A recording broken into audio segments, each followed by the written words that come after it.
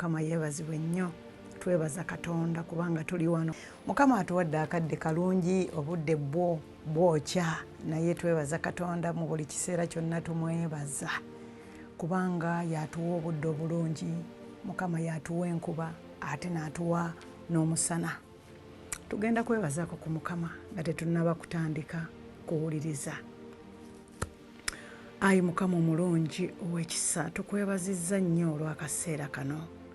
Mukama gwe nannyini buyinza, otuwadde ekiseera kino okugabana ku kigambo kyo mu bufunze. Mukama tukwebaza kubanga okyatuwadde obulamu, era abantu baffe bakumye bulungi mu kiseera kino ekibadde ekizibu, era kyali ekizibu naye nga tukkiriza tugwe Katonda awonya. Ndi mu maaso go Mukama, neenenya obutali butuukirivu bwange bwonna Mukama.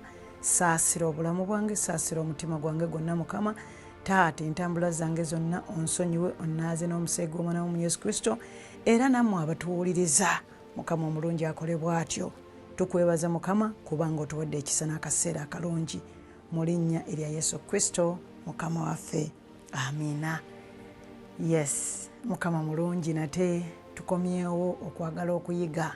Luli twayiga ku musajja wa Katonda eyatumibwa Katonda okuva mu Samwiri ekisooka essula ey'okumin'omukaaga, naye nga byonna bwe tuba tubiraba byali bikwata ku bulamu obwa Dawudi. Mukama nga yatuma Samwiri n'amugamba nkubuulireko, olituusa wagga okunakuwalira Sawulo nga nze kennyini namugaana. Naye oyinza obutamanya lwaki Katonda yali agamba bw'atyo, ng'agamba bw'atyo Samwiri, naye lwakubanga bwe tuba tusomye Bayibuli, abasomi ba Bayibuli tulaba nti waliwo ensonga lwaki Mukama yali agambye nti yagaana ani? Yagaana Sawulo. Waliwo ensonga yali egaanyisizza Sawulo. Kakati Mukama agamba Samwiri nti njagala okutuma mu batabani ba Yese mwe neerabidde kabaka, era n'amugamba abayizi baffe, n'amugamba nti njagala ojjuze ejjembe lyo amafuta ogende eri Yese mu batabani be, era bw'onootuuka eyo kye nnaakugamba okukola era ky'ogenda okukola nja kukulaga ekyokukola. Bannaye ebigambo bino byanyuma nnyo, naye nkimanyi bulungi nnyo nti ne Samwiri yennyini yalina essanyu kubanga okuwulira ate nate eddoboozi lya Mukama oluvannyuma lwa Mukama mu buntandikwa yali yamutuma era n'amugamba agende afuke amafuta ku Sawulo. Yali yamugamba agende afuke amafuta ku Sawulo abeere kabaka wa Isirayiri, kabaka w'abantu abo. Naye Sawulo bwe tuba tusomye mu ssuula y'e15 eyogera ebigambo bingi nnyo era bye tugenda okusoma, kubanga lwaki tusoma Bayibuli? Twagala tubeere nga ebigambo byonna bye twogerako nga si bigambo byaffe, naye buli kye tugabanako kiva mu byawandiikibwa bya Katonda mu kitabo kya Mukama waffe ekitukuvu. Era olwaleero tulabye ng'era tujja kufuna ku bigambo ebya Dawudi okuva ekyawandiikibwa kyaffe ekyolwaleero we kiva mu Zabuli 119 olunyiriri olw'omwenda n'olw'11, naye nga tetunnagabana era tugenda kusomawo. Tujja kubeera nga tusoma nga tulaba eri mu ndagaano enkadde, ng'ate era tulabako n'eno, naye nga tulaba ne mu Zabuli, kubanga Zabuli zino tulaba nga Zabuli zawandiikibwa omusajja ono Dawudi. Kansome mu Zabuli bikula essuula 119 okuva ku lunyiriri olw'omwenda n'okutuuka ku lw'11. Lugamba bwe luti, omuvubuka anaalongoosanga atya ekkubo lye? omuvubuka anaalongoosanga atya ekkubo lye nga yeegendereza ekigambo kyo bwe kiri. N'omutima gwange gwonna nkunoonyezza, Dawudi agamba, n'omutima gwange gwonna nkunoonyezza. Nkwegayiridde neme kukyama okuleka bye walagira. Dawudi ayogera. Olw'ekkumi n'olumu lugamba bwe ruti, ninteresa ekigambo kyo ku mutima, mu mutima gwange neme okwonoona mu maaso go. Ebigambo ebyo tujja kubiddamu kubanga bulijjo bwe tusoma mu Bayibuli kirungi okwetegereza nga tusoma kubanga tweyongera okutegeera. Naye ono yali Dawudi ng'era agamba nti omuvubuka anaalongoosanga atya ekkubo lye nga yeegendereza ekigambo kyo nga bwe kiri.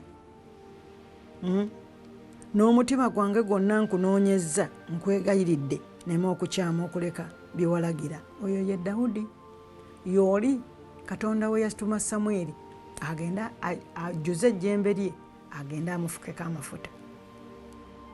Twalaba ebigambo ebirungi bingi nga tulaba Mukama agambye Samweri ajjuze ejjembe lye, ne tuyiga ne tugamba nti tulaba nti omuweereza wa Mukama twetaaga amafuta gano era Samweri ge yakozesa n'afuka kwani ku Dawudi. Bayibuli egamba nti bwe yamufukako amafuta nti omwoyo omutukuvu najjula ku Dawudi. Okuva olwo n'okweyongerayo twalaba ebintu bingi ne tulaba nti bannaaye twetaaga amafuta, neetaaga ejjembe ly'amafuta linnyamba mu buweereza. Kyova olaba nti abaweereza abasinga tubalaba, tugenda ne tubalaba nga bakola ki? Nga bwe baba basabira abantu babasiiga amafuta. Kubanga geza omuweereza wa Katonda ng'alinga Samweri, Katonda yamuyita.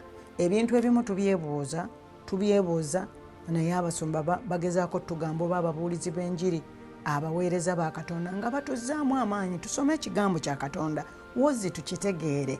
Bwe tukitegeera tubeere nga tuli ku peegi emu. Akati oluusi omuntu yeebuuza, ogenze mu kkanisa n'ogamba y'ebyo biki bye babasiiganga? Omuweereza wa Mukama alina amafuta, alina oyiro, asabira omuweereza, amusabira, Katonda amusindika amafuta. Naye Katonda yagamba Samweri mu Samweri ekisooka essuula 16 waawasooka nti kale kalwaki njagala okutuma ogende, waliwo kabaka gwe neerabidde. Era tulaba nti oyo ye kabaka yalina omutima gwe. Naye ate tulaba nga Samweri yali mu kunakuwala kubanga oli kabaka gwe yasooka okusiiga amafuta yali takoze Katonda yennyini bye yamutuma. Kiyava amugaana. Twagala tusooke tweyongere ku kye twasoma tuleme kubuzibwabuzibwa. Naye Sawulo tugenda kumulabako bwe tuli naaba tuzzeemu era nga tweyongera. Tuyinza okugenda nga tusikayoko katono, naye twagala tweyongere tulabe, tweyongere okuyiga, tweyongere twekkaanye, tweyongere twezze obwenkulumu. Kaakati ne tulaba Samweri ng'agenda ewa Dawudi. Ebigambo biri bye tusomye mu Zabbuli 119 bireme kubuzaabuza ebyawandiikibwa ebyo. Oyo Dawudi oyo yagamba nti naye nga nze omuvubuka n'anoonya ntya ekkubo ly'Omukama, nti nga nkuumye ekigambo kyo, nti era Mukama nyamba nkuume ekigambo kyo mu nze, neme nterese ekigambo kyo mu mutima gwange neme okwonoona mu maaso go. Bino byonna bitulaga Dawudi eyalondebwa Katonda nga yalina omutima gwa Katonda. Mu kuyiga bwe tuba tuyiga tulaba nti tuyitiddwa Katonda naye ate tumala ne tulondebwa. Kankiddemu twayitibwa Mukama naye tumala ate mu baayise n'alondamu. Era olaba bwe twagenda nga tusoma Samweri ng'agenze ewa Yese, Bayibuli egamba nti bw'atuuka wali abasajja bano ab'okukyalo ne bamulaba ne bagamba nti ozze mirembe. N'abagamba nzize mirembe. N'abagamba mujje nno twetukuze nzize kuwaayo ssaddaaka eri Mukama. ebigambo bino byonna bwe nagenze nga mbirowoozaamu nga mbiraba bikulu twalaba okwetukuza nga tannaba nakuwaayo saddaaka ate nga tannaba kufuka ku Dawudi mafuta. Ayogedde ku kwetukuza, agamba abasajja bano okwetukuza. Era yessaala eno excuse me, gye nsoose okusaba wano. Mpulira muli nga mpulira nga mba njagala okusaba n'okwetukuza buli ssaawa. Abooluganda kitugwanidde ng'abaweereza ba Katonda okubeera nga tutambula nga twetukuza buli ssaawa. Kituyamba okubeera nga tusaanira mu maaso ga Katonda nga tetunaggwa ku mirimu gya Mukama okugikola. Musajja yagamba mujje nneeno twetukuze. Kakati bano abasajja bagamba awo Samwiri yakola bw'atyo Mukama kye yayogera, n'ajja e Besirekemu. Abakadde b'ekibuga ne bajja okumusisinkana. Bayibuli egambye eyo nno ye 16 olunyiriri olwokuna nti ne bajja okumusisinkana nga bakankana nga balowooza ndowooza Samwiri tazze mirembe. Ne bamubuuza ozze mirembe? Samwiri n'ayogera nti mirembe, nzize kuwaayo saddaaka eri Mukama. Mwetukuze, mujje nange tugende ku saddaaka, mwetukuze. Ekigambo kino kikulu era kitwale, nange nkitwala, njagala kikole mu bulamu bwange. Kigambo ekyokwetukuza. Ekigambo kino ekyokwetukuza kindaga Samwiri yandibadde ajja kubanga manyi nti ejjembe yali amaze okulijjuza, kubanga Mukama yali amugambye nti ng'ogenda jjuza ejjembe lyo amafuta. Naye ndaba nga Samwiri yandibadde agamba kasita ejjembe lyange lijjudde amafuta. Naye ate labayo nga manyi nti ejjembe olwedde lijjudde, atuuse wali agamba mujje bannaye twetukuze nga tannaba nakuwaayo saddaaka. Ndaba ekigambo ekyokuwaayo saddaaka, tuwaayo saddaaka. Naye nga sinaba nakuwaayo saddaaka, Mukama anzizaamu amaanyi okwetukuza. Okutambulira mu kwetukuza kigambo kikulu kubanga buli ddakiika ntambula nga ndowooza. Waliwo bingi ebimpita maaso n'embirowoozaako, waliwo ebinyeeza, waliwo ebikambuwaza, waliwo ebiteesa. Buli ssaawa Dawudi yasaba, oyo yennyini gwe twogerako, n'agamba nti ekibi kyange kiri mu maaso gange bulijjo. Bw'oba osomye Zabbuli eya 51 Dawudi bwe yali yeenenya n'agamba nti ng'alaba ekibi kimuli mu maaso ge bulijjo, kwegamba waliwo temptation, waliwo ebikemo. Tutambula nga ebikemo bingi. Oluusi si kyogenderedde mwana wattu okwagala okubeerako, naye otunula amaaso go ne gatunula, oluusi ne geegomba ekintu, amaaso go gatunula ne ganyiiga, n'olaba ng'omuntu akunyiizizza. Naye kati wano nze kyenjiga wano nti omutima gwe gusobola okukyusa embeera nga Dawudi bw'asabye eno mu 10:19. Era njagala nnyo okubeerawo nga ndabawo nga bw'asabye eno mu 10:19 n'agamba nti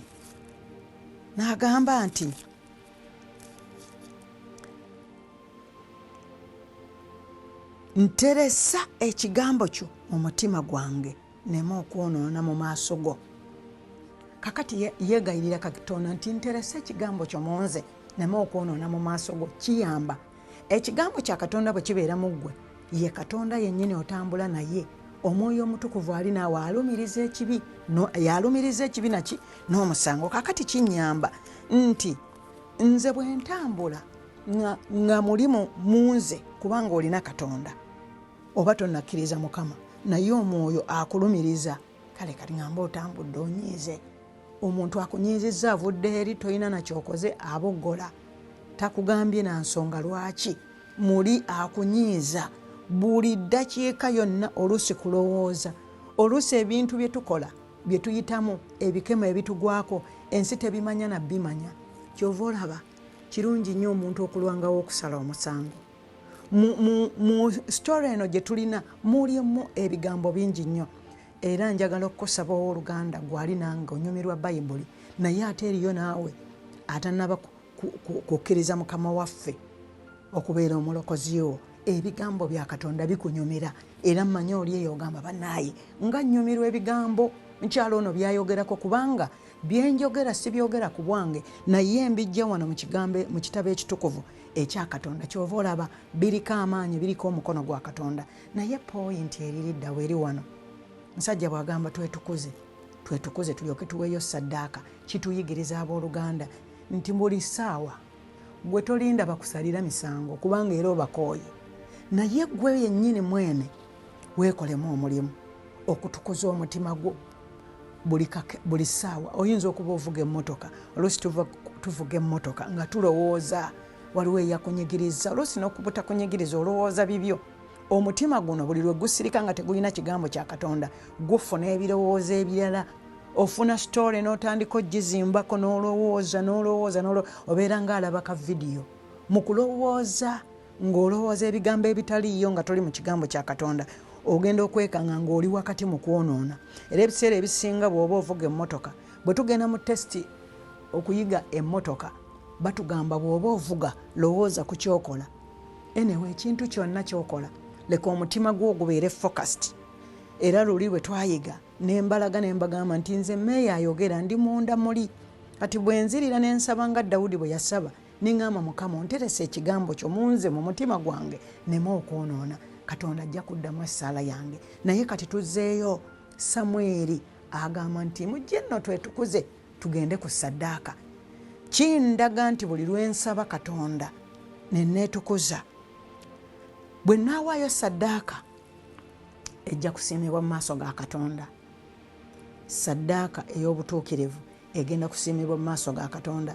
Era bwe tubanga tulabye n'essoma bulungi mu Zabbuli, Dawudi ng'asaba, yasaba mu Zabbuli 51:16 ne 17. Yasaba atya?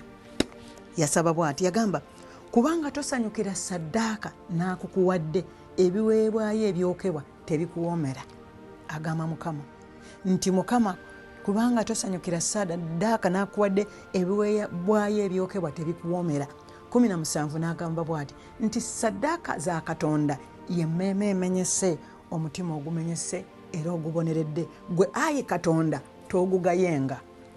Ndowooza bwe tuba tukola ekibalo wano eky'ekigambo tujja bulungi nti saddaaka za Katonda y'emmeeme emenyese, okumenyeka mu mutima, okukakkana, okwenenya, okugonda, okukankanira Katonda n'ogamba Mukama gonsinze, mbadde ndowooza bubi ku muntu ono, Mukama gonsinze, mu butuufu ekyo nakikola, naye nzize mu maaso g'Omukama onsonyiwe. Ebigambo byonna ebitusaliza ensi omusango tusobola okwekolamu omulimu, neneekolamu omulimu mu mutima gwange, neneerongoosa, neneetukuza. Kyekino Samwiri kye yali agamba ab'ekyalo, ab'ekibuga. Mumanyi abasajja bano ababeera ku byalo babeera mu bintu, bayombera amataka, bakola ebintu, waliwo okuyomba kungi, ewagundi wabaddeyo kino, oli avumye gundi, empalana ku neighbor, ono tayagala gundi, oli yayise mu lusalosalo lwa gundi, ono avuga emmotoka mbu yagireese speed excuse me, kati atomera abaana be. Kakati ne mufuna obutakkaanya, omutima gwo gubeera gulwanagana n'ekibi. Dawudi yasaba n'agamba nti n'ekibi kiri mu maaso gange bulijjo weekiri, kubanga akantu akatono oluusi kakujja mu mbeera, akantu akatono kanzija mu mbeera, oluusi bw'oyogera ne sitegeera, nsigala mu mutima gwange neebuuza ne ŋŋamba naye lwaki gundi ono yabadde aŋŋamba bw'ati, ateekwa okuba emabega waakyo abadde andowooleza kino na kino na kino. Era abantu abasinga abeera agamba bannaaye gundi yaŋŋambye ekigambo ne sikitegeera, naye bannaaye okirabye, ndowooza babeera banjogerako ebigambo ebiringa bwe bityo. Ogwo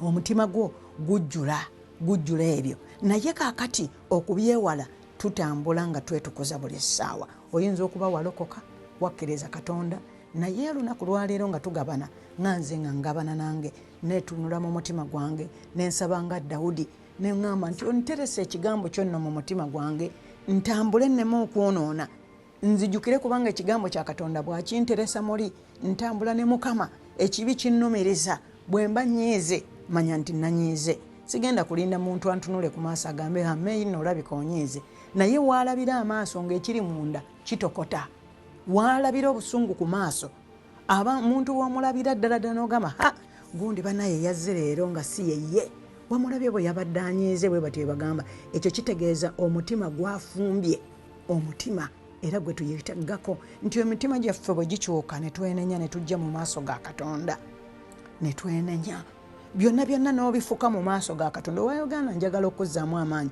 oyinza n'okuba nga gw'ogamba nti nze banaye sisaba na kusaba kakati Mukama ayinza atya okunsonyiwa Mukama asobola okusonyiwa agambye nti omutima oguboneredde ogumenyese era oguboneredde ayi Katonda tagugayenga yeno Zabbuli 51 olunyiriro lw'17 tulina ebigambo wano bingi tulina ebigambo ebya saddaaka tulinamu ebigambo nti ng'atwalayo saddaaka n'abagamba beetukuze kakati oyinza okubeera eyo abantu bangi oluusi twesiga saddaaka omuntu abeerawo n'agamba nze ne bwe mbeera wano nja kuwaayo saddaaka ng'oluusi omanyi ssente z'owaayo mu kkanisa ze zikyusa Katonda oluusi tubeeraku n'engeri gye tubitegeera naye Bayibuli etugambye nti omutima ogumenyese era oguboneredde ayi Katonda togugayenga Mukama ayagala emitima gyaffe gimenyeke gimenyeke mu maaso ge twetoowaze mu maaso ge twetukuze mu maaso ge nga tulina byonna byonna byatutumye okukola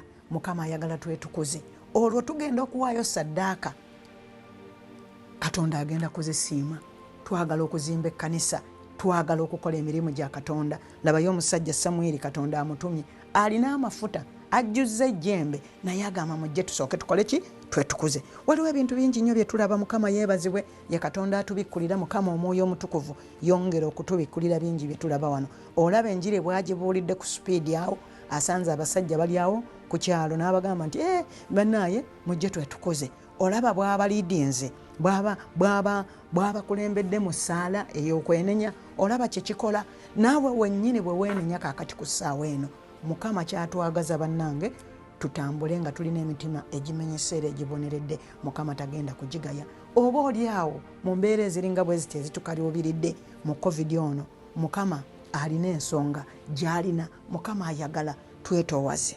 twetukuze tumenyeke tukyuse embeera zaffe nze okukyuka eno ebweru gwe okundaba nga bwe ndi omutima munda gulina okukyuka emitima gyaffe girina okubonerera n'okukyuka mu kanisa yonna it's a heart mutima eri abakulembeze mutima omutima gukulembera waliwo ekyawandiikibwa kiri mu Ngero 21 kansooke nkisome nakyo kijja kutuwa ekyokulabirako ekirungi nina ekyawandiikibwa mu Ngero kigamba bwe kiti kigambye omutima gwa kabaka guli mu mukono gwa Mukama ng'emigga agukyusa gy'ayagala yonna omutima gwa kabaka guli mu mukono gwa Mukama ng'emigga agukyusa gy'ayagala yonna gwe bw'okiwulira bw'oti olaba otya kitegeeza nti Katonda nannyini buyinza yagaba obuyinza bw'okufuuka kabaka okufuuka omukulembeze okufuuka ekyo ky'oli kyonna oyinza okuba nga gwe headmaster oyinza okuba gwe n'abakyala oyinza okubeera nga gwe kabaka oyinza okubeera nga gwe pastor oyinza okubeera nga gwe mubuulizi oyinza okubeera nga gwe asha oba akulira ba asha bonna gwe okulira ttiimu y'abayimbi betuyita ba worshipers gwe okulira Sunday school naye agambye nti omutima gwo anti kati oli kabaka guli mu ngalo za Mukama akukyusa yonna gy'ayagala yakyusa omutima gwa Sawulo kasita Sawulo teyakola Katonda kye yamugamba tujja kukitegeera tujja kukiraba gwampuliriza onyumirwa nnyo enjiri naye kyenjogerako okitegeera Katonda alina amaanyi agakyusa omutima gwa kabaka yonna gy'ayagala laba yatumye Sawulo n'amugamba neefunidde kabaka mu batabani ba Yese naye njagala ogende omufukeko amafuta gano amafuta omusajja wa Katonda gagenda nago amafuta ge gamenya ebikoligo era bwe twasoma wonna wonna essula eya16 girabe negamba nti Dawudi bwe yafukibwako amafuta laba omwoyo wa Mukama n'amukkako mwoyo wa Mukama n'akkaku Dawudi amaanyi ga Mukama ne gamukkako nti amaanyi okuva ku lunaku olwo lwennyini n'okutuusa ennaku zonna twetaaga amafuta neetaaga amafuta Mukama jjuza ejjembe lyange ery'amafuta enjawulo ebeerawo amafuta ge gatukoza ebyobuzira Mukama nsaba ajjuza ejjembe lyo amafuta ge gakujja okukoza ebyobuzira waliwo ebintu bye weegomba okukwatako n'okutuukako bw'olaba abasajja ba Mukama nga basaba oluusi obalaba babuulira enjiri n'ogamba njagala kubeera ng'omusumba oyo, njagala kubeera ng'omusajja oyo ng'ajjudde amafuta ga Katonda, naye akikolerera, akolerera omutima gwe okubeera nga gutukula eri Mukama. Afuba. Tukozesa nnyo ekigambo nti am not perfect, situukiridde. Yes, situukiridde kubanga naye bwembeera buli lwe ntambulira mu kwenenya akaseera ako Katonda ankyusa nantukuza. Kyova olaba nti buli ssaawa twezza bujja. Dawudi kyeyava asaba n'agamba nti ozza bujja omwoyo wange, ntondwamu omutima omujja, tongoba wooli so tonzigyako omwoyo w'omutukuvu. Nkomezaawo essanyu ery'obulokozi bwo, nyweza n'omwoyo ogw'eddembe, ne ndyoka njigiriza n'amakubo go aboonoonyi, n'abalina ebibi balikyukira gy'oli. Wulira essaala oyo Katonda. Dawudi asabye nti nkomezaawo n'essanyu ery'obulokozi bwo. Essanyu bwe liyiika mu mutima, obulokozi bwa Katonda ne bukka mu ggwe, ne bumala bukka, owulira amaanyi agakusobozesa okukola by'obadde tosobola kukola. Emirembe gya Katonda nga giyiise mu ggwe muli mu mutima, n'owulira ng'owulira obusobozi okugenda okukola Katonda byakutumye. Samwiri yasanyuka nga Katonda amugambye nti jjuza ejjembe lyo, kubanga waaliwo obuyinza, waaliwo ekigambo kya Katonda. Ndaba nga omusajja ono Samwiri yawulira eddoboozi lya Katonda, era yaliwulira kubanga omutima gwe ng'aguguliddewo Katonda. Oba Sawulo yajeemera Katonda ng'ate Mukama yatuma Samwiri okufuka ku Sawulo amafuta, naye Sawulo n'atakola Katonda nga bwe yamugamba, Mukama n'abeera nga yamugaana. Kakati kikulaga nti buli we tubeera nga tutambulidde mu butali butuukirivu, bwe twetukuza ne twenenya Katonda atusonyiwa ebyonoono byaffe. Oliawo obadde owulira nga teweefuna bulungi, obadde owulira nga weeraliikiridde, waliwo bye wakoze. Bayibuli egambye nti jangu gye ndi ggwe akooye era azitooweredde. Olabika okooye mu Matayo 11:28, olabika ng'okooye naye Mukama wakisa. Agambye jangu gye ndi ggwe akooye era azitoowereddwa, nange naakola ki? Nange naakuwummuza. Mukama yatuwummuza, naye tuwummulira wa mu mutima, kubanga empuliziganya y'obwakatonda, ettabaaza y'obwakatonda emulisa mu mitima gyaffe. Waliwo era ekyawandiikibwa ekigamba nti Setaani bw'agenda n'amulisa mu mutima gw'omuntu oba wakkiriza Katonda n'amulisaayo n'alaba nga wakalu, addayo n'agamba zisitaani zinne, n'agamba ho eri wakalu nti ne zijja emyoyo nga 7 ne gikwekkatamu, kubanga ennyumba eyo nkalu. Naye singa ennyumba yeetulamu ekigambo kya Katonda nga Dawudi bwe yasaba, wuliriza ekigambo Dawudi kye yasaba, tukiddemu. N'agamba nti olunyiriri olw'10, 19 olunyiriri olw'10, Dawudi n'asaba n'agamba n'omutima gwange gwonna nkunoonyezza, nkwegayiridde nneme okukyama okuleka bye walagira. Teresa ekigambo kyo mu mutima gwange nneme okwonoona mu maaso go. Katonda n'amala akuteresa ekigambo kye mu mutima gwo, buli ssaawa obeera n'empuliziganya n'obwakatonda. Nga bwe tulaba Samwiri eyatumibwa yalina empuliziganya n'obwakatonda ne Katonda yennyini mwene. Oba osobola okuwulira eddoboozi lya Katonda. Katonda tasanyukira ssaddaaka n'akukuwadde oluusi nga bwe tulowooza Mukama nja muwa ssente. Oluusi twerabira nti ssente ze tumuwa tutoola kuzize.